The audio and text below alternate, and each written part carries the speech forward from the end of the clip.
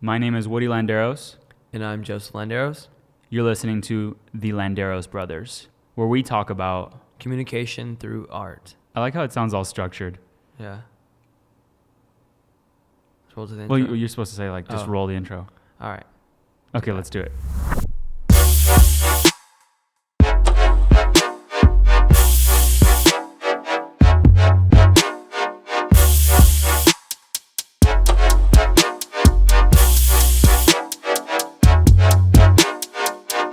Today's topic is game designers made Post Malone. Facts. Just kidding. No, so Post Malone really drew a lot of his inspiration to actually start like using a real guitar from Guitar Hero. They said he learned how to play guitar, and yeah, I pretty much just said that. Learn how to play guitar and grabbed his inspiration from Guitar Hero. So what we're talking about today is how and where people get like their biggest inspirations from, and how like one piece of art could influence another piece of art, and even if it's like in a different category. So Right. like architecture can influence fashion, or fashion can influence music, music can influence, and so on and so on. And so I don't need to drag it on. Yeah, most definitely. I think that, well, I'd like to know how many people were inspired by Guitar Hero and now are just ripping it on the guitar. Me? I think, yeah, there you go. I think there are people like myself that took on the world of video games with this guitar game and haven't really perfected it, but someone like Post Malone who gravitated towards music altogether. But I would just say used it I as would an say outlet. even we pulled inspiration to start learning it, because That's true. I mean a lot of it was our mom too, Mhm. because she signed us up for guitar lessons, Yeah. and it was really Just fun. the open option to Yeah. do it. Yeah. That also kind of reminds me of what I've learned about the YBN group, which is a rap group that's kind of blowing up at the moment. And they actually all started meeting and playing with each other through like Grand Theft Auto online. And that was actually the way that they kind of came up with their name of their group and stuff like that. And I think just like the cutthroat nature of like playing that video game Yeah. sort of paved the way for how their sound is and everything like that, I'm sure. It's Not insane. that entirely, but just, you know, you get what I mean. Yeah, well, thinking about video games, for a second, I'm going to go a little bit off topic, but kind of staying on the same topic. How video games back then, it was very like a solo thing. You know, now like my little brother Diego told me yesterday, if I'm not talking to somebody, or if I'm not, you know, interacting with another like player that I know from God knows where, Germany or, you know, New Zealand or something, then video games aren't that fun. So like it has become such like a social thing where you can, you know, make friends from all different types of places. And it's really interesting because I knew video games as like, this is me against the world that I don't talk to. Right. So, yeah. But going back to our topic, I was looking on Google and just seeing what type of things pop up, or what type of suggestions Google gives me whenever I type in a form of art influenced by. So architecture brought up architecture influenced by religions, Romans, society, culture. Paintings brought up paintings influenced by music, Shakespeare, photography. And then fashion influenced by culture, art, nature, politics. So you can see kind of just with a wide range of, you know, places that people pull inspiration from, and sometimes how we don't even realize where we're pulling them from. Yeah. Like, I would even say that like a lot of my films are influenced by boxing, Right. because I had to film boxing, Yeah. or I do film boxing so much so I can feel like that like rage and like the aggression, but also the silence and the calmness of what a boxer feels like before he goes on the ring. So like I try to incorporate that into my films a Right. lot. Yeah. The feeling, like I feel like I'm boxing and I feel like I'm in that ring, and I feel like I'm bringing up that sort of glorious moment that in all reality, when you strip down the film and you just look at the footage, it's some dude just sitting down in a chair waiting for his time to fight.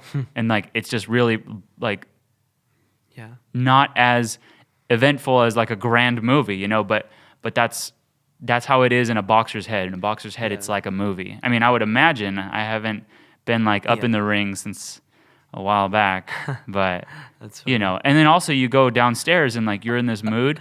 You go downstairs and they're selling nachos, Yeah. and they're selling like Also, like I just kind of imagine the zoom out shot of just like you watching me, watching you. yeah. Like no one, everyone sees you. It's like filming, and you're like going through all this stuff, going through all these obstacles. I would like to see a documentation of that because Of me filming you. It's pretty crazy. Well, they kind of just see me as like a service guy, or like, you know, I'm just like some like B or C or D or F whatever character in the storyline. But Right. like in your head, you see yourself as the A1. In my head, I see myself as the A1. You're the man on like fire. in Becca's head, like being first or second shooter, whichever one she is of the day, she's the A1. In the trainer's head, he's the A1. So everybody's like the man on fire Yeah. by Chris D'Elia. It's their moment. Yeah, I'm the man. I'm the man for the job. You spoke about how it was related to, say, cultures like, say, such as the Roman Empire, the Romans and all. And I would say that within they accomplished so much as far as like the world of how do I say dominance within like high class things and all. I kind of forget what I'm superficiality altogether. Just with the different separation of classes, with what they would wear. Like the top three things that fashion has always been influenced by is attracting the opposite sex, warding off evil, like evil spirits and stuff, like tunics and all that type of garms, and then also what was the third one? Oh, also just social order, like class and being more dominant than another individual.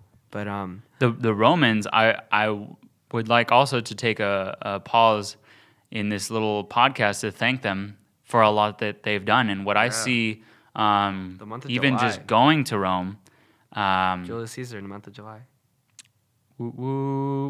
I would also say like the way that, like how I see the Roman, the whole like everything with that they do with art is I see diversity. I see a lot of like, you can see poverty in a lot of their art. You can see strength in a lot of their art. You know, loss, forgiveness, you know, triumph, all these different things from their art. And it's like they've just had so much time to perfect their craft that they're so ahead of the game, and there's a lot to learn. I went to Rome, and there's still Colosseums just broken down, little pieces of it on the ground. Just it's such a beautiful art piece, and how in time too, the art changes into another art piece. Right. I feel like there's a lot of mystery in how they became so successful. I think just having order and all, and having like perhaps some people weren't living well, we do know that there was a lot of inequality back then, and I suppose that kind of enforced that some people take on certain jobs that maybe they didn't want to do. I think time to develop their craft. Yeah. Because like hip hop right now, it's like a baby. It's a young one. Yeah. You know, and if you had the amount of time with hip hop like the Romans did, then where would hip hop be? Yeah. Like, where is hip hop going to be? It's so young, and it's already this fruitful. They already had their own hip hop. It's already this fruitful. So just like imagining that, it's just the growth. Like, there's no way that these podcasts are going to be the same. Like from podcast number 1, Right. Yeah. like podcast number 1 to podcast number 10, way different podcast. To number 100, way different podcast, because we have time to Speaking grow. about podcasts, the idea of like, if you get a paintbrush and you happen to, stroke it on a canvas without knowing really what you're doing, just kind of freewillingly, I feel that's the same as creating a podcast and speaking, because you're already kind of creating existence as you continue on with these syllables. Making a mark. Yeah, so going back to our architecture and kind of correlating that with the influence of the Romans, you have someone like Virgil Abloh who just is starting to take over Louis Vuitton. Just this year, he showcased, or last year, wow, that's so crazy, 2019. He showcased his newest collections with Louis Vuitton, and he's been working with Nike and working with Off-White, along with even distributors such as IKEA, creating his own collections with them, which is really cool, working like with different chair shapes and stuff like that, and rugs. But as much admiration as I'd give him, he actually studied architecture initially and now is dominating the fashion field. And I think that ultimately just shows how bridged the two genres could be, or perhaps any form of genre. He actually is a DJ as well, so he partakes in music. I need to cop myself some of those Off-Whites. I would say it's worth it. Yeah. Personally, like the pair that I happen to have. There's just some shoes. Like I know I've said before, I won't spend over like 100 maybe. I think that's what I said. Consumer culture. No, dude, I won't. I don't want to spend. Okay, wait, we got to tell them about that. So Joseph said something like about consumer culture. He's like, nah, man, I don't engage myself in consumer culture. So then we've just, or you said something similar to that. And then Rebecca and I were like, is that even a thing? Like, is consumer, what is that? And we didn't really know about it. Yeah. So then we kind of just kept on saying like consumer culture. You know, it just sounded like a new thing to say. It sounds really idiotic, actually, in its essence. Like I kind of broke it down. Yeah. Because economically, like speaking about it, we are all consumers. Even if you shop at a thrift store, it's still consumer culture. Even producing as an artist, you're still being a consumer of the products you are using or your media. Or you're still a part of the culture because you have other people consume it. I suppose what I was talking about is like the high profit distribution of like coveted items. Yeah. No, but the funny part about it was that we watched like two great films that we loved, like documentaries, and then they like casually said, yes, today in the consumer culture, like or today with consumer culture. Yeah. And we just like looked at each other like, wait, is this actually and it sounds really idiotic, but at the moment it's like, what? Right. What? Because I don't know. So I don't know. I stopped using that phrase, by the way, guys. I think I started saying it. I'm like, I'm engaging myself in consumer culture. All right, so culture. Speaking about the psychology behind all this, and I like to always kind of bring that up because I enjoy psychology. Research was actually done on 21 art students compared to 23 non-art students. I don't really know why there was that imbalance, but anyways, regardless, the artists were actually found to have more gray matter in their brains, which is found in the precuneus, in the parietal lobe of the brain, and that Did you say gray matter? Gray matter. You know, like in the song where Frank Ocean says gray matter. What is gray matter? Gray matter is... I don't know what a gray matter is. I'm thinking like a dark hole or like Pluto or Neptune. I can't really descriptively provide it for that. I feel like gray matter is just like stars. Well, essentially what it just showed was that... I gotta look this up. Yeah, I actually forgot. I took... I don't know what gray matter is, dude. What is gray matter? It just says that the precuneus within the parietal lobe is correlated with like creative flow and all these different things. Give me a moment to sound smart as hell. So I didn't search this up on Google, but by the way, I just know it. Gray matter or gray matter. It does really say that.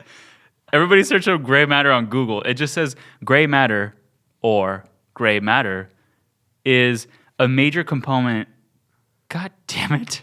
Is a major component of the central nervous system consisting of, oh my God, I can't do this. Let me see. Cell bodies, neuroprofunda, discipline.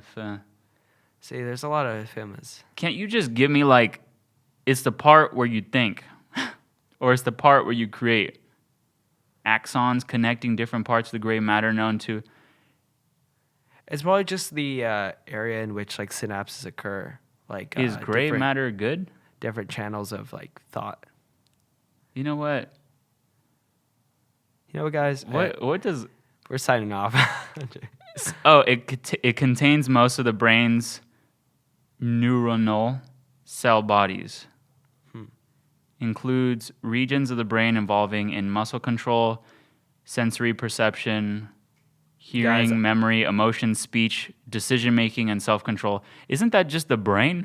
No, well, that's speak. the reason why I specifically said the parietal lobe, because it's associated with different functions like that. Okay. But I took anatomy. I learned something new. They went over that pretty quick. I didn't really actually learn that phrase. I just kind of said it, gray matter. Anatomy. But altogether, I think not to say that one's better than the other, but we just all have different brains, and some people were made to do certain things. Some people act more on the instincts, whether that is advantageous to them or not. It just is all within your genetic makeup at some point. Yeah. We should take one of those personality tests and see how different we are. What's the breath for? What's that sigh for? Not again. What's that sigh for? You don't believe I don't engage myself in consumer culture, bro. I'm not gonna say that. No, we can do that. I just think that it's really obvious that we're different. No, I know we're different, but what makes us different? Yeah. Yeah.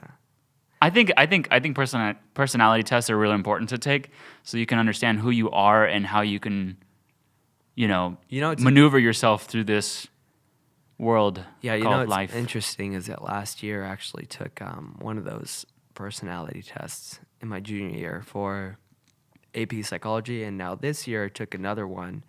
And I don't know if I did the other one too quick or something, but the other results were going towards the idea that I was more introverted rather than now this year saying I was more extroverted. And it can change. It can change throughout time. But there are some things to change. That you put the answer, and that's honestly what you think. And I feel like I put the same answers. Well, maybe you should take a test every day for like a week and then like average that out. Yeah. That'd probably be best. Because like different times of the day, like if you catch me after I work out, I'm gonna be super lazy and just answer like whatever. Mm-hmm. But if you catch me during like work time while I have like coffee in me, right, I'm probably gonna be an extrovert. That's funny. Because some answers are really hard to answer. Yeah. But dude, that goes we into should questioning data altogether. Go back to influenced. Because now we're talking about the brain. Yeah. We should talk about that next. Well, let's talk about like. Wanted to bring a fact to them, but I know, but. So. Yohji Yamamoto, which happens to be the dopest name ever. The head of Y3 with Adidas, he's been looked at as being an innovator altogether with different silhouettes and overall just pushing the boundaries of this kind of like futuristic sci-fi look.